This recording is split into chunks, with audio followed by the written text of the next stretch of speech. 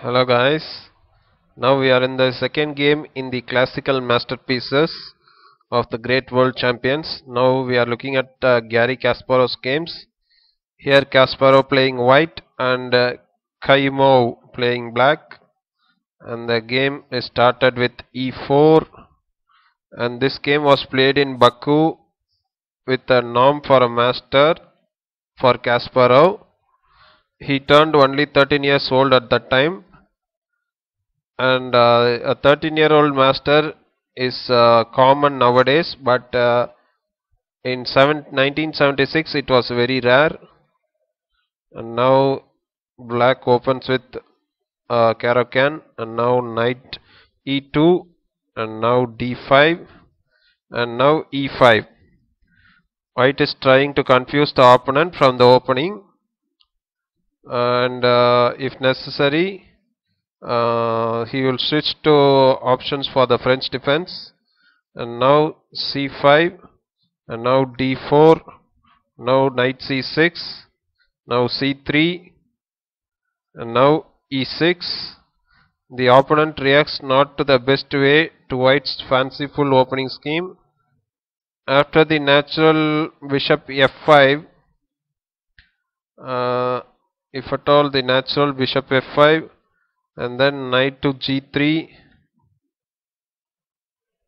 and then bishop to b1, bishop takes b1, rook takes b1, and then e6.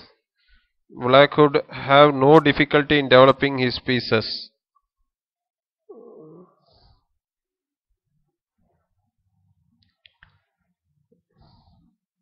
So here, after e6, now white plays knight d2, now cd4, knight h6, knight f3, knight f5, a3, queen b6. This is a erroneous decision that has a purely psychological implication.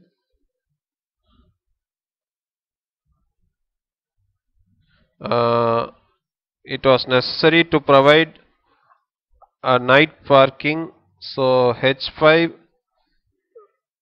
should have been played here. So now white played g4 here, and with a closed center and space advantage, the flank move of white is justified. And now knight to e7, knight fe7, and now knight to f4, knight to a5, and rook to b1. Gary spends the next big segment of the game as a good positional chess player, each time clamping his opponent harder and harder. Now knight b3, bishop to e3, bishop d7, bishop to d3, rook c8, bishop c2, knight a5, king to f1, knight to c4, bishop to c1. It might seem that it would be profitable for white to exchange the dark squared bishop for a strong knight on c4, but Gary plans to simply drive the knight away. Now bishop to b5, king g2, queen c7, bishop d3, bishop d7, b3, knight a5, bishop d2, queen b6, knight h5, bishop b5, bishop b4, and then bishop takes d3, queen takes d3. Now knight ac6, bishop c5, queen a6. Now queen to e3. White, of course, is not profitable to simplify the position, exchanging the queens having such a space advantage.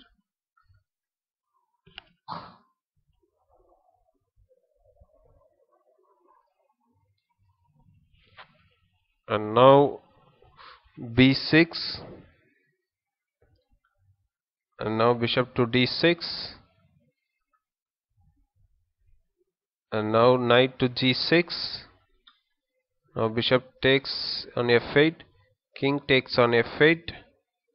Now rook hc1 and queen takes a3. Now rook to c3,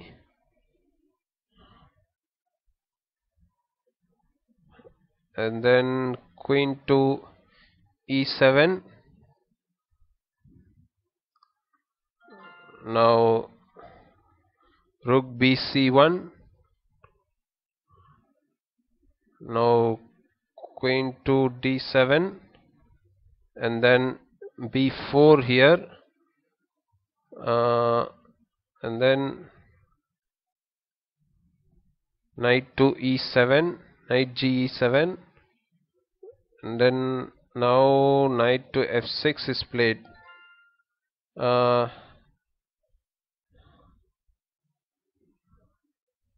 If at all the black player knew the intentions of the young Kasparov, he would have captured this knight,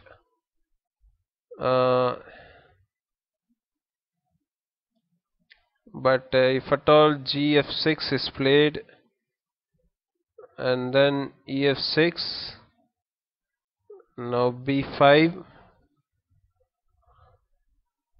white led an attack here with the equal number of pieces, as you can see.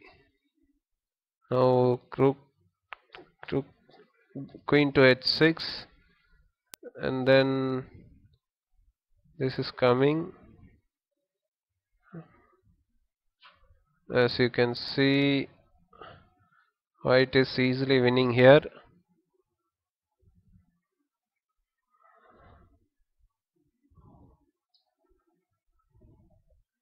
But here black played queen to d8, and then b5 by white, knight a5, rook takes c8, knight takes c8, and then again the rook takes the knight, and now the queen takes the rook, and there is